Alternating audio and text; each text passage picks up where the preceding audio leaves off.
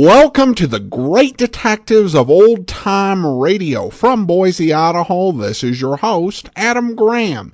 If you have a comment, email it to me, box13@greatdetectives.net. Follow us on Twitter at Radio Detectives and become one of our friends on Facebook, facebook.com/Radio Detectives. A reminder, as you're making your travel plans, remember JohnnyDollarAir.com. JohnnyDollarAir.com is a Priceline affiliate, so you get all the benefits of going through Priceline.com, but part of the purchase price supports the Great Detectives of Old Time Radio at no additional cost to you. So when making your travel plans, remember JohnnyDollarAir.com first. Now it's time for today's episode of yours truly, Johnny Dollar. The original air date is October the 22nd, 1961, and this is the 3-for-1 matter. Johnny Dollar. Mr. Dollar? Yes? This is Christian Albeck at International Life and Casualty in Boston. Well, Mr. Albeck, I haven't heard from you in 3 or 4 years. No. How are you? Fine. Just fine, Mr. Dollar. But I'm afraid I have a bit of a problem. Well, who hasn't? And I wonder if you could, what was that? Nothing. You were going to say? I wonder if you're free to come up here and see me right away. I don't know why not. As long as you're willing to pay my expense account and commission, and, maybe a little extra fee in addition. Well, that remains to be seen. Of course, there is a $250,000 policy involved. Say no more. I'm on my way.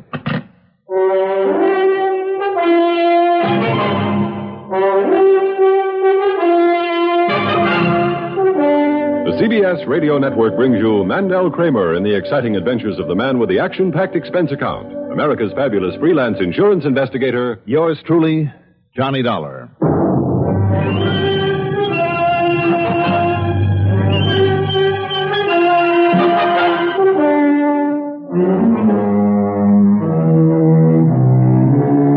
Expense account submitted by Special Investigator Johnny Dollar to the International Life and Casualty Insurance Company, Home Office, Boston, Massachusetts. Following is an account of expenses incurred during my investigation of the 3-for-1 matter.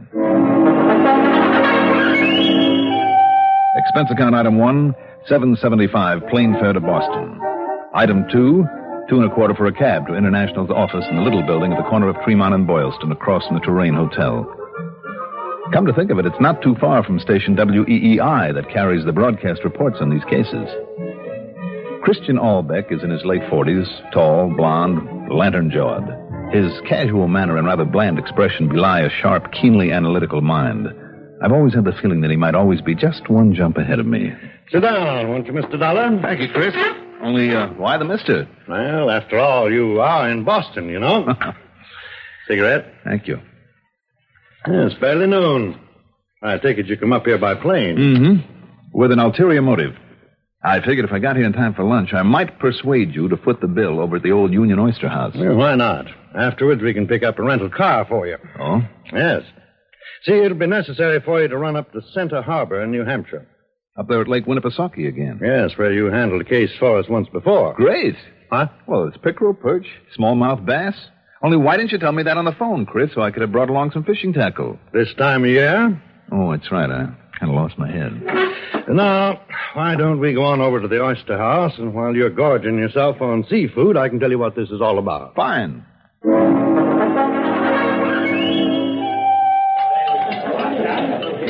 Another dozen on the half shell, Mr. Dollar? Oh, are you kidding? I've had it. Oh, I just hope I can make it up to Lake Winnipesaukee. I come to think of it. To what, Chris? To see if you can find out what's happened to a Mr. John Stewart Kirkman. Kirkman? Yes. He and his wife live on Red Hill Road up there at Center Harbor. He's a man of about 60, retired, worth quite a lot of money. I see. His wife telephoned me just before I called you this morning. She gave me no details, but it seems that Mr. Kirkman left the house sometime after dinner last evening, presumably to see a man on business of some kind or other. And, well, she simply hadn't seen or heard anything of him since. A $250,000 policy, eh? Yes, with a double indemnity clause. She's checked with this man that he went to see? And she doesn't know who it was. Well, what about the police up there? Chief Mike Sharp, isn't it? Yeah. I talked to him this morning, too. He'll give you all the details, and he's happy you're on the case. Well, He thinks a lot of you, Johnny, Mr. Dollar, and he promises complete cooperation. well, good. Incidentally, now, Yeah? Well? No. Nothing. Well, you see what you think when you get up there. What I think about what, Chris? Forget it. No, wait a minute. You've got an idea maybe about someone who might have helped Mr. Kirkman disappear? I didn't say that. Now, don't start that again. Again? That other case up there, Winnipesaukee. If you'd told me your suspicions right at the beginning, it would have saved me a lot of trouble and your company a lot of expense. Yeah, but if I'd been wrong... But you were absolutely right. Yeah, quite possible that I'm wrong this time. Who do you suspect, Chris, of wanting to get him out of the way? Well, then, who is the beneficiary of this policy that he holds? His wife, Mona. $250,000, Yeah. Or maybe double that. But I'm thinking of, well, 3 people, Dollar, who might, and I use the word might, now mind you. Go on. Who are they? Well, it's Charles B. Hockaway. Who's he? Hockaway, a sort of junior partner for a while in Mr. Kirkman's investment business here in Boston. Before Kirkman retired, went up there to live in Santa Harbor. Mm-hmm. What about him? Hockaway borrowed a lot of money from him on a handshake. No contract. Never paid it back.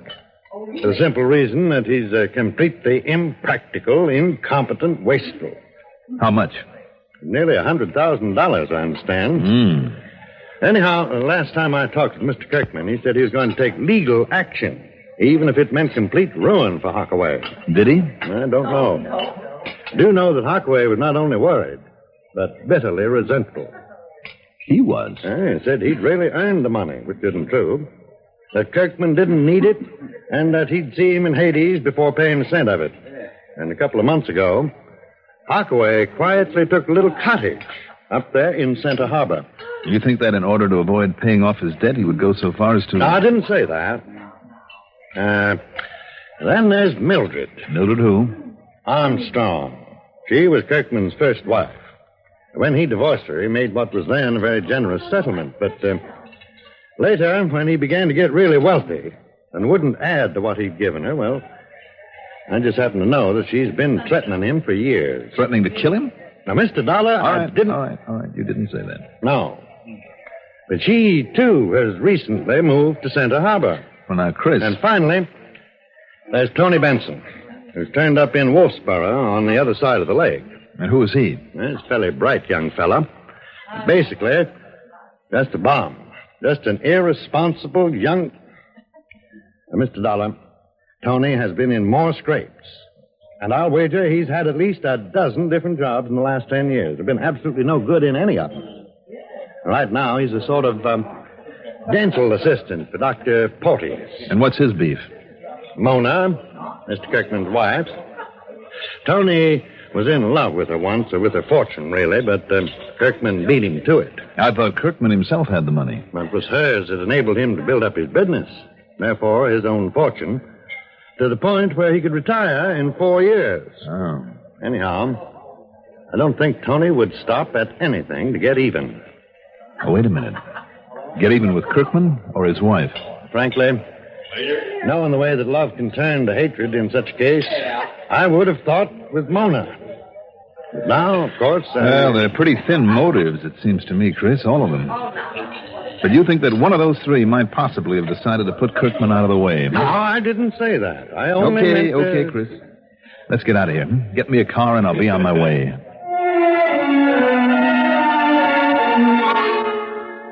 Item 3, $50 deposit on a rental car. By the time I'd covered the 125 miles or so to Center Harbor, it was late afternoon. Police Chief Mike Sharp was out of his little office, so I left a note on the door, went over and checked in at the Garnet Inn.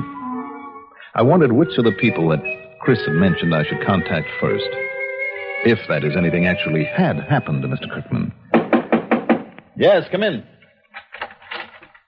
Well, howdy, Mr. Dollar. Chief Sharp, nice to see you. I thought maybe it was you who'd moved in here, and I saw that rental car out front. Here I am. About that Mr. John Stewart Kirkman, man you come up here to look for? Yes. Might have saved yourself trouble, Mr. Dollar. Just found him myself. Oh, well, good. Found his body, rather. Mr. Kirkman's dead. Stone dead.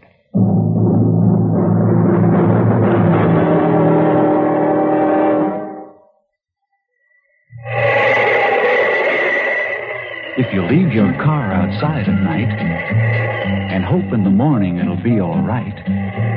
If your car's in the garage that has no heat, you want antifreeze protection that's real complete. Don't ask for trouble.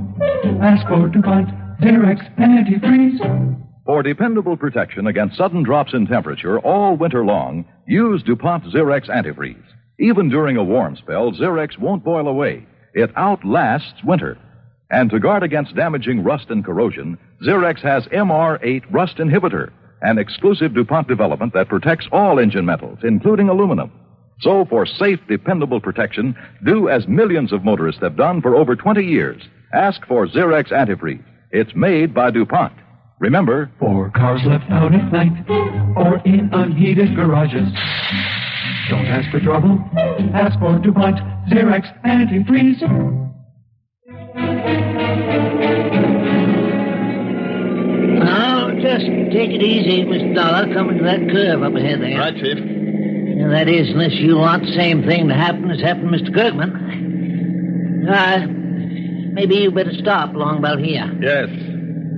I see those tire tracks on over the edge of the curve and on through the broken fence there beyond. Yeah, that's what happened to him, all right. Lost control, missed the curve, went on over the edge. Yeah, there, now. See how it hit the bottom down there? 60 or 70 feet. Yeah, come along, Miss Dollar. Watch your step here. Yep. Footing's not so good on this side of the hill. Yeah, I see that. Who is that down there? Old Doc Higby. He's the coroner. I want him just to be sure that body's all right. How do you mean, all right? Well, it looks pretty obvious, like an accident, but you didn't have a chance to look at those tire tracks as careful as I did. Oh, I think I know what you mean about him, Chief. Do you? Yeah, there were no skid marks to show that he tried to put on the brakes before going over. That's right. Those tracks are so clear, so plain, Mr. Dollar. You wonder if Kirkman wasn't dead before he hit the curve, That's a possibility. Maybe somebody killed him and propped him up behind the wheel, then helped that car over the edge. Yes, sir. So, if Doc Higby has found any sign on him, any sign at all... Well, how about it, Doc? Well, not a mark, Chief Sharp. Not a single mark onto him. Except for the blow to his head that killed him when the car rolled over. You're sure of that, Dr. Higby? Yeah. Eh?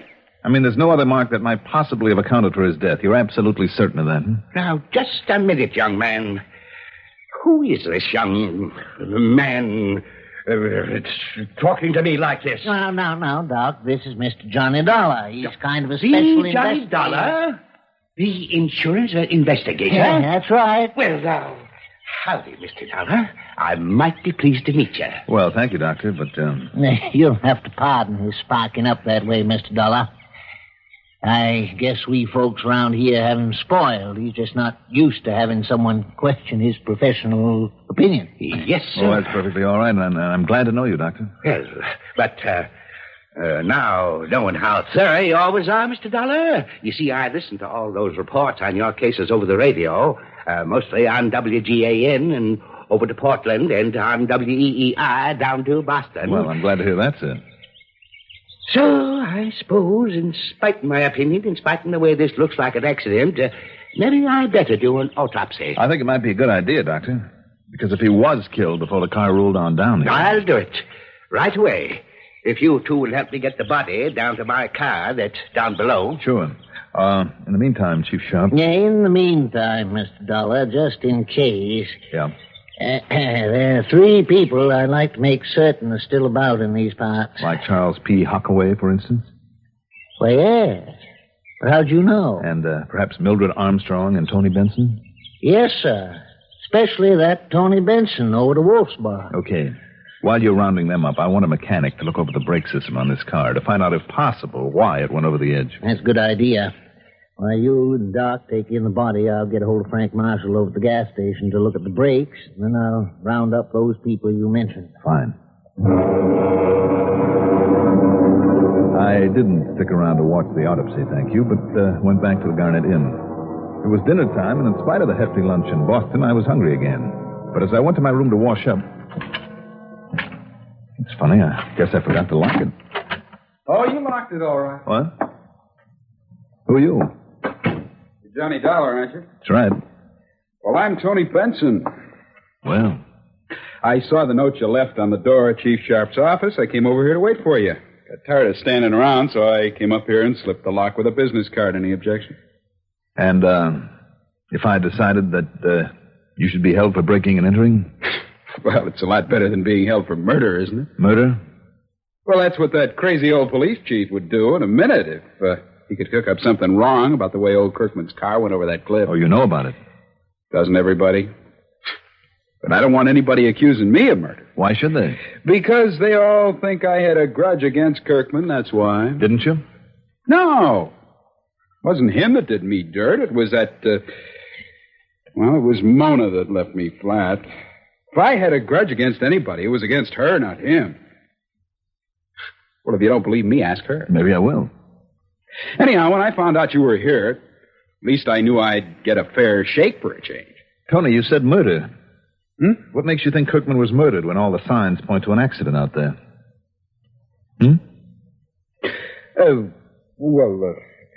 Now, listen, all I said was that old Chief Sharp would try and, cook up something or something just because he doesn't like me. Maybe he has good reason.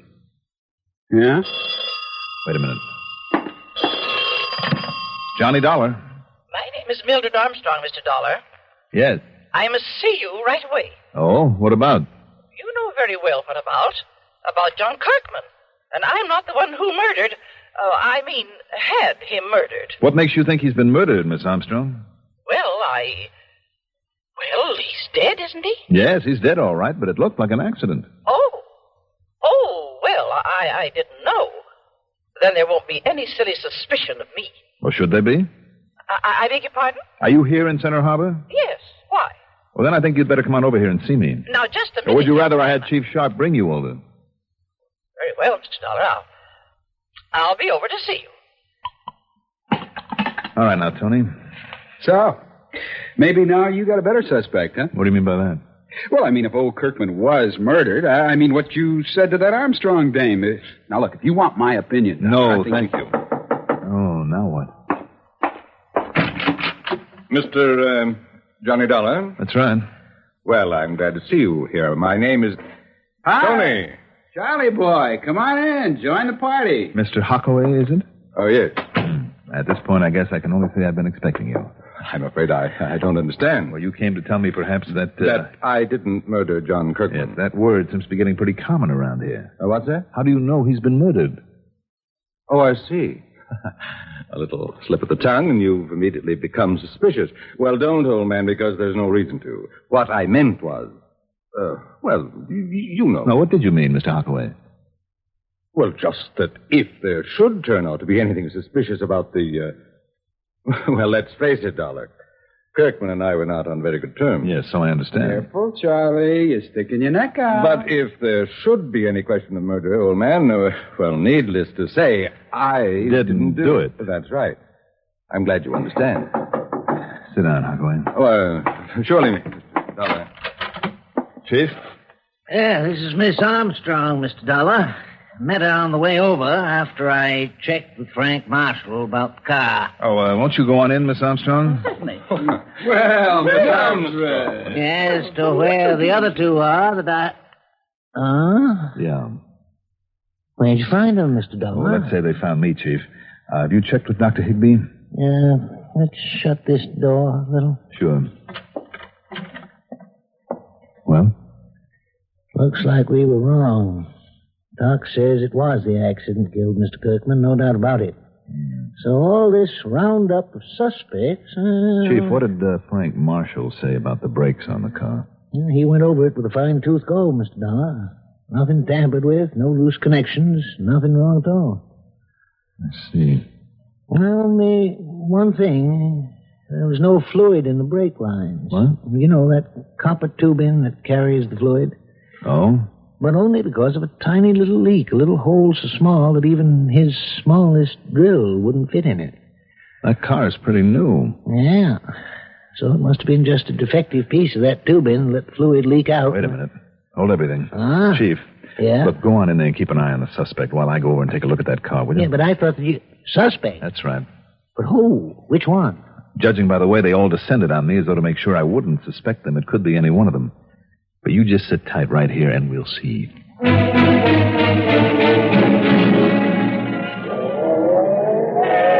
Night, Tommy. See you in the morning. Now, Yes, Frank? well, like I told Chief Sharp, Mr. Dollar, must have been an accident. These brake lines on this car have been tampered with, and I would have known it right away. Well, I'm sure you would, Frank. Sure. Any wrench or other tool been put on any connections, any bleedle lines, I'd have noticed.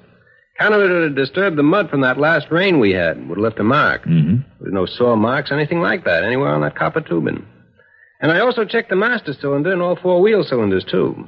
Well, then how do you account for no fluid in the lines? Well, I thought about that myself. Count if I'd checked the fluid level last time I did a lube jar on this car, last week. The chief said that there is a small hole in one of the lines. Oh, yes, sir. It's a defect in the tubing. Leastwise, it's much too small for any drill point. Is it? Oh, yes, sir.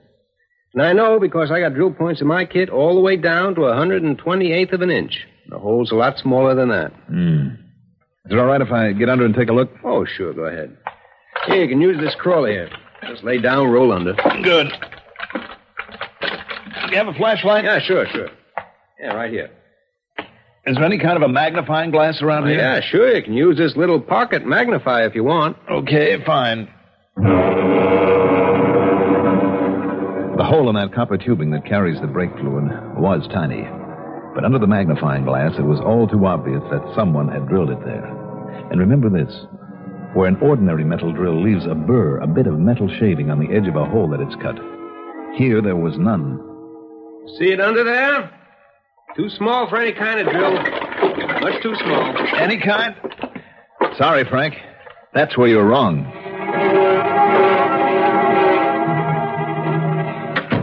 Oh, howdy, Mr. Dollar. Chief? Where you been, Dollar? Not digging up another suspect for the murder that wasn't a murder after all? Yes, the chief has just told us it was an accident due to faulty brakes. All right, it's all over. It's all settled now. So you see, Mr. Dollar, I told you there was no cause for suspicion. Right. So come on, let's get out of here. Just one question first. Yeah, what is it, Mr. Dollar? Tony? Yeah? You're a dental assistant, aren't you? Well, yeah, that's right. Then you ought to be more careful with the equipment. Now, what do you mean by that? Or don't you remember what you did with this dental drill that you borrowed from the office? Well, this tiny drill that you used to drill a hole in that brake line. No. You don't remember where you put this drill without bothering to clean it? Without bothering to clean off the chips of copper on it after you used it on the brake line? Well, Tony? You're pretty smart, you know. No. Just smart enough.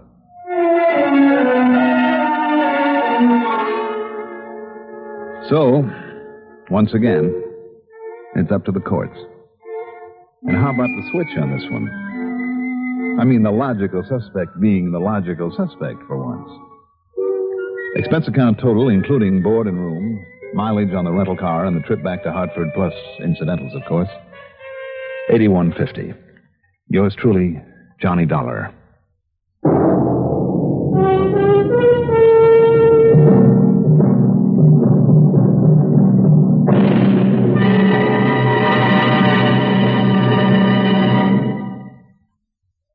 Now, here is our star to tell you about next week's story. Next week, one of the cleverest ways to work a racket that ever tripped up a crook. Join us, won't you? Yours truly, Johnny Dollar.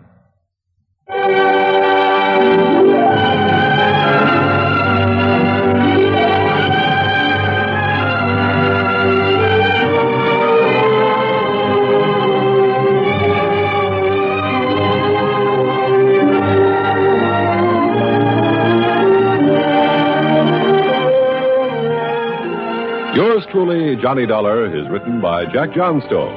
Produced and directed by Bruno Zerato Jr. Musical supervision by Ethel Huber.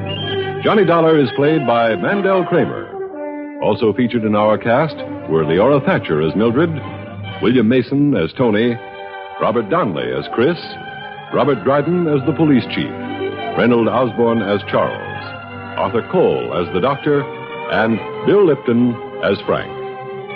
Be sure to join us next week, same time, same station, for another exciting story of Yours truly, Johnny Dollar.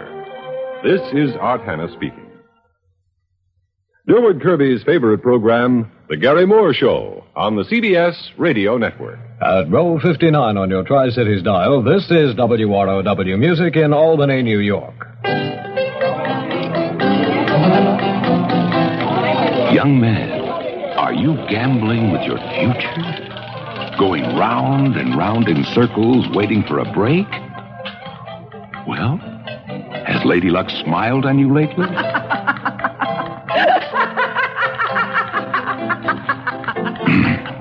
Too bad. But your future's still ahead of you. Why not kiss Lady Luck goodbye and put the odds in your favor? Choose your own job training in today's Army, and then watch your future pay off. You can choose job training before you enlist. Before you enlist in the modern army.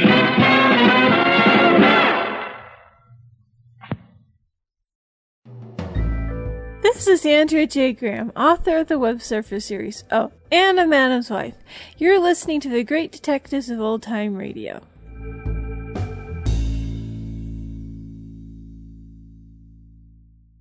Welcome back. Once again, Johnny Dollar name checks the local CBS station, showing that among the many things Johnny Dollar knows, he knows which side his bread is buttered on. Now we do turn now to listener comments and feedback, and Denise writes in regarding the double-barreled matter. There is definitely better audio quality for this episode in circulation. I found the warped, slow version incredibly grating and could not listen all the way through, so did a quick internet search on yours truly, Johnny Dollar Double Barreled, and while several of the listings had the same warped version you used, there were also multiple sites high on the list with a normal sounding version available for download or stream for free. I assume this means multiple transcription discs have survived and one was badly damaged. I mean, that is a possibility. This episode, this particular source, this is the most common site, and generally they come up pretty good. I'm open to revisiting and playing the episode again at a later date with better quality sound before we wrap up the Mandel Kramer era. She does share some additional comments. As an aside, I found it humorous that the ad at the end of the broadcast referred to Linkletter, Godfrey, and Crosby as youthful and young hopefuls. I'm guessing the humor was intentional, given at least two of them were grandfathers by 1961. Yeah, I think that's a good assumption. Thanks so much for the tip, and I will look into that. On Facebook, Bill had a comment regarding my discussion of Banachek. Hi, Adam. I enjoyed your commentary at the end of the episode about the TV show Banachek starring George Papard. This was a favorite of mine because of how Banachek solved the unsolvable crimes. A favorite was the theft from a locked semi-trailer and being a car guy, Banachek's 1941 Packard convertible. But Banachek wasn't the only insurance investigator on TV in that era. During the 71-72 season, James Franciscus starred as Longstreet, an insurance investigator blinded in a bombing that killed his wife. The show was created by Sterling Sliffant, who also created Naked City Route 66, one of my favorites, and wrote the screenplay for In the Heat of the Night. Thanks, Bill. I've heard of Longstreet before. I've never actually gotten around to watching it. The 70s had so many great TV detective shows. It might be the counterpart to the post-war era, the TV counterpart to the post-war era on radio, where you had so many shows that didn't take off, not because there was anything wrong with the shows, but just that there were already so many out there. And there were some fascinating programs. One that I'm definitely wanting to see is The Magician. Longstreet sounds interesting. Just a great number of really good detective programs in the 1970s, and many were canceled just because there were so many on the air. Of course, you had Columbo and the Rockford Files, but just a lot of really good programs as well. Then we have a question here from Andrew. Bishop Andrew writes in, do you know what the opening is for Airmail Mystery? I keep thinking I ought to know it. Early radio used a lot of classical music because it is in the public domain, so there's a good chance that this theme is classic. Well, thanks so much, Andrew. I would agree that this is in the public domain, certainly, and that it's classical. I just don't know what. There are very few pieces of classical music that I can identify just from hearing them. But I just wasn't raised up with classical music, but as an adult, I enjoy listening to it.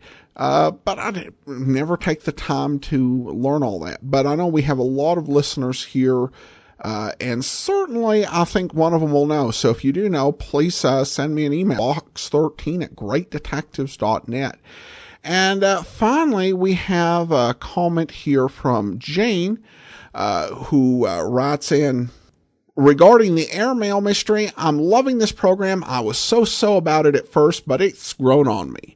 Well, thanks so much, Jane. I'm glad you're enjoying it, and I'm glad to hear positive feedback about this series. I thought that it would be a good one for the program, and also not particularly well known. So thanks so much, Jane. That will do it for today. Join us back here tomorrow for Dragnet, and then on Tuesday, Manhunt. And then next Friday, we'll be back with another episode of yours truly, Johnny Dollar. In the meantime, send your comments to box13@greatdetectives.net. From Boise, Idaho, this is your host, Adam Graham, signing off.